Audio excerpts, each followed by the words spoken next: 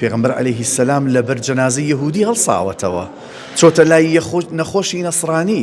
هەزارەها مەلاو بانخواسێ لە هەرێمی کوردستان هەمان عەقلیەت و بیرکردنەوەی ئەحمەد شەرعی هەیە. کارەساتەکە لێرەیە. ئەمەی کە ڕوویدا بە ئەوەی من بزانم بەتەنیا لە سلێمانی نەبوو، لە کەلاریش ڕوویدا و لە ڕانیەش ڕوویدا و لە بەشێک لە ناوچەکانی دیکە ڕوویدا، بەڵام پێش نوێژ ئەمانەی کە نوێژ خوێنانن تۆزی احترامی مزگەوت و حرەمەکەیان گرت و هەڵوەستەیان نەبوو، بەڵام لە دەرەوە قسە و تێبینی و سەرنجیان هەبوو. ئەمە دیاردەیەکی باشە و سەرەتایەکی باشە بۆ داهاتوویەکی گەشتر کە خەڵکی مزگەوت، خەڵکی جومعە و جەماعەت و دەست بە دەستنوێژ ڕازی نین لە گوتارێک کە دژینەتەوە و خاک و نیشتیمانەکەیان بێتن. و ئەبێ بەڕاستی مەلاکان و بانخوازەکان بە خۆیان نابچنەوە و بەو خوێندنەوە کۆنەی خۆیان نابچنەوە کە هەچ کەسێ بێ تەنکە ڕیشێکی هەبێ و ئەڵڵاهو ئەکبەڕێک بڵێتن پێی باوەڕ بکەن کە ئەمە ناخێکی پێغەمبەرانەیە. ئەبینین کە مەسەلەن ئەم کابرایە دوای ئەوەی دەستی بەتاڵە بێ لە عەلەویەکان و لە دورزەکان یەتە گیانی کوردەکان، ئەم کابرایە دوژمنە، بەڵام ئێمە بێ ئەترافێکیش بکەین کە هەزارەها مەلاو بانخواسێ لە هەرێمی کوردستان هەمان عەقلیەت و بیرکردنەوەی ئەحمەد شەرعی هەیە.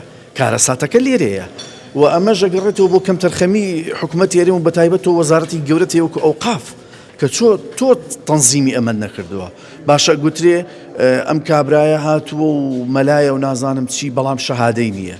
ئەوەی من بزانم کە زۆربەی مەلاکان شەهادەیان نییە. ئەبینن خوتبەیەک ئەبینن، وتارێک ئەبینن، شتێکە خوێندنەوە متەئسیرە بن و خۆتە زانی کورد دڵی پاکە، وازانێ بەرامبەرەکەی هەموو وەکو ئەمان دڵیان پاکە. بۆیە هەدوای ئەم ڕووداوانەی شێخ مەقسوود بینیمان لەگەڵ ئەشرەفیە چەند مەلایە گوتیان ئێمە غەڵەت بووین، پەلەمان کرد لەوەی زوو زانیم وامان زانیمە پیاوێکی باشە. باشە کە پەلەت کرد برای بەڕێز تۆ تۆزێ لەسەر خۆبە بخوێنەرەوە، کەس هینی لە تۆ نەکردووە کە دەرەنجامی عەقلیەتی ئەم کابرایان پێ بڵێ چییە، لەسەر خۆ بزانیم چۆنە بێوە، بڵێ جارێ نازانم، جارێ مەسەلەن خەریکی خوێندنەوە دیڕاستین و دەرکەوتە و کابرایەکە هیچ فەرقی نییە لەگەڵ ئەبوبەکری بەغدادی و ئەمە بە خوێنی گەلی کورد تێنووە و نایەوێ کورد پێگەیەکی هەبێ، نایەوێ کورد بەهێز بێ.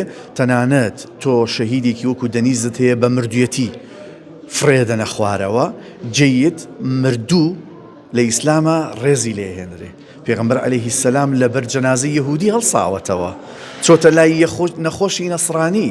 باشە تۆ ئەمە بە مردویەتی فرێدەی، باشە ئەگە بڵێن ئەمە جوندیەکە یان قائیدێکی سەرکردەیەکی سەربازی ئەمەی کردووە، ئەی بۆ ئەحمەد شەرع و حکوومەتەکەی ئیدانەی ئەمەیان نەکرد و پاساویان بۆ نەهێنایەوە.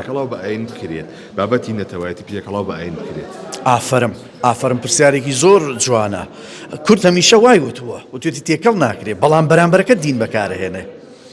تۆ هیچت نەکرد، سەید خومەینی هات سوڕەتی نەسری بەکارهێنا دژی خوشک و براکانت لە ڕۆژهەڵات، سەدام حوسێن سوڕەتی ئەنفالی بەکارهێنا دژی ئێمە.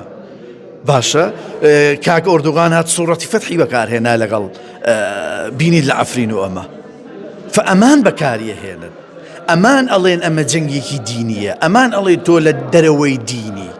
ئەجینە ئێمە هیچمان نەوت، ئێمە وەکو بەشەرێک ئەڵێن خوا ئێمەی لەسەر جوگرافیای خەڵک کردووە، خوا ئەو زمانەی داوەتە ئێمە و خاک و ئاوی ئێمەوێ ئەمانەوێ بژی. هیچ ئینسانێکی بێویژدان ناتوانێت نکۆڵی لەمە بکە، بەڵام ئەم یە ناوی خوا بەکارهێنێ بۆی لە ناوت بەرێ. ئێمە تۆی بڵێن کورد مسڵمانێکی پاکە، مسڵمانێکی عیارە 24ە. سیر کە کورد ئەوەی ئیسلامەتی وەرگرتووە، من لە مەدینەی مونەوەرە 7 ساڵ ژیاوە، هەموو نەتەوەکانی دیکەم بینیوە لە ئاینەکانی دیکە، هیچیان وەکو کورد دڵساف و دڵپاک نییە و تەدەیونەکەی تقریباً زیادە لە پێویست وەریگرتووە و زوو دڵی ئەبەخشێ بە بەرامبەرەکەی. بەڵام هەمیشە ئەبینین بەرامبەرەکەی ئاوا لە خشتەی ئەبە.